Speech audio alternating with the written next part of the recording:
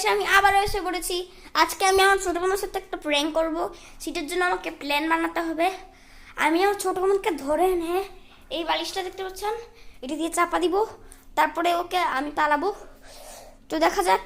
যারা একটু আসো তো এদিকে।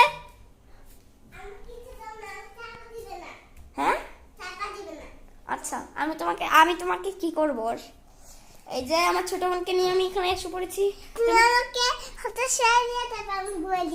এই এই গেছে গেছে গেছে গেছে গেছে পালাও পালাও